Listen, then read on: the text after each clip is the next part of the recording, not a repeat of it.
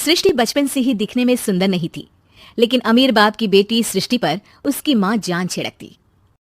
मेरी बेटी कितनी प्यारी है, भगवान सबको सृष्टि जैसी बेटी दे। सृष्टि धीरे धीरे बड़ी होती है। एक दिन सृष्टि की सहेली कहती है, तू दिखने में कितनी अजीब सी है, लेकिन मैं जानती हूँ हम सब में सबसे अच्छी शादी तो तेरी ही होगी। तेरे पापा अमीर जो हैं। और बता नहीं सकते यार, दहेज तो हर कोई देता है, ये क्या ज्यादा ले जाएगी अपने पति के लिए? अरे बड़े शहर में कोठी है इसके पापा की। अरे पापा की है ना, कौन सी इसकी है? इसकी होती तब तो कोई भी लड़का इससे शादी कर लेता। अरे पापा की मतलब पापा की है तो मेरी ही है ना? किसने कहा? अब तेरी तो तब होगी ना जब तेरा भाई ना हो।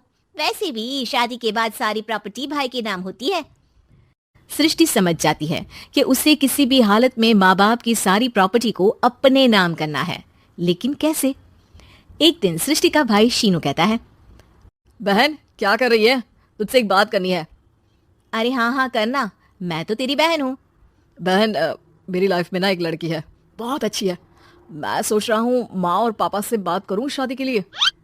सृष्टि को समझ में आ जाता है कि भाई की शादी होते ही भाभी उसे एक दिन भी घर में बर्दाश्त नहीं करेगी। क्या बात है भाई, बताना कौन है वो?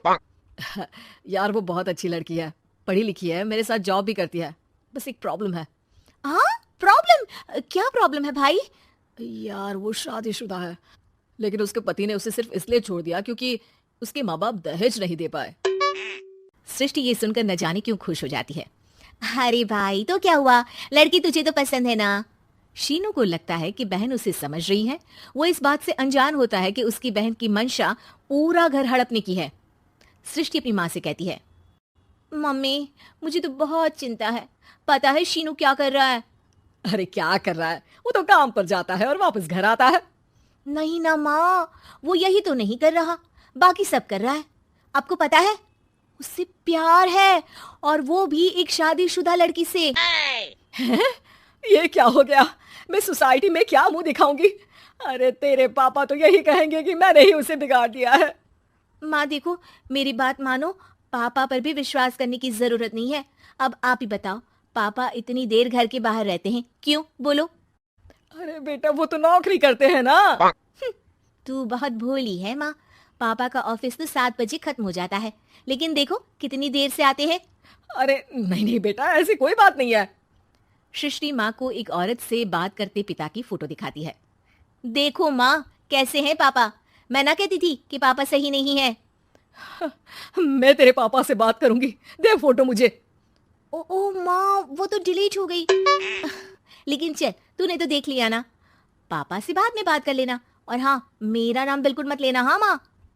अब क्या था, सृष्टि के माँ और पिता के बीच झगड़ा होना शुरू हो जाता है। सृष्टि के मन में क्या चल रहा था कोई नहीं जानता था। एक दिन, माँ सृष्टि के लिए एक लड़का देखा है, वो लोग शाम को उसे देखने आने वाले हैं। और हाँ माँ, एक खुशखबरी, मैं और पापा मिलकर एक नया बिजनेस ट्राई कर रहे हैं। शाम को लड़का आता है, सांवले रंग का। सृष्टि को तो बिल्कुल भी पसंद नहीं आता। लड़की की माँ कहती है, लड़की का चेहरा तो कोई खास नहीं, लेकिन अगर मेरे बेटे को आप लोग सेटल कर दें तो मैं उसकी शादी आपकी बेटी से करवा दूं। सृष्टि को लड़का बिल्कुल पसंद नहीं था।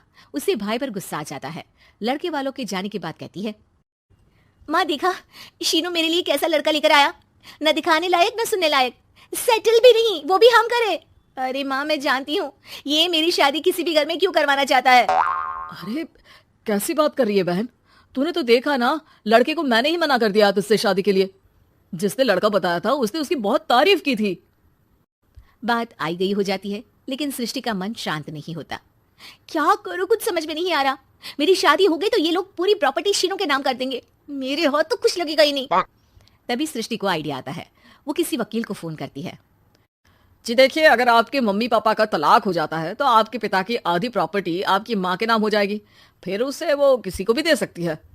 सृष्टि अब माँ को बेटे के खिलाफ भरती है। माँ शीनू पर नजर रखा करो, वो जिस लड़की के प्यार में है ना वो शादीशुदा है। यहाँ आएगी, सारा पैसा रुपया जमीन जायदाद सब भड़प लेगी। पापा का भी हाल तुमसे छुपा नहीं है। ऐसा ना हो कि मैं और आप एक दिन सड़क पर भीख मांगे। भगवान, मैं तो जीते जी मर जाऊंगी अगर ऐसा हो गया तो। ऐसा हो गया नहीं माँ, ऐसा ही होगा। अभी समय है, आगे का सोच लो। मैं तो कहती हूँ पापा से आधी प्रॉपर्टी लेकर अलग हो जाओ। पापा की आधी प्रॉपर्टी भी हम लोगों को अगर मिल जाती है ना, तो अगले 7 जन्म सफल समझो। बेचारी माँ बेटी के कहने पर पति से तलाक लेकर अलग हो जाती है। सृष्टि अब पैसों से गाड़ी और अपने दूसरे महंगे शौक पूरे करने लगी। उसके दोस्त भी उसके पैसे इस्तेमाल करते। सृष्टि, कल तुम कहाँ थी? मैं सारा दिन घर पर अकेली थी। तो मैं क्या करूं? मैंने ठेका तो नहीं लिया है ना तुम्हें संभालने का। माँ को सृष्टि से ये उम्मीद नहीं थी। वो बैठकर रोने लगती है। वहीं उसका पति यानी कि सृष्टि के पिता आ जाते हैं। मैं जानता था कि तुम्हारा यही हाल होगा, तो आपने मुझे रोका क्यों नहीं? मैं रोकता तो तुम रुकती क्या?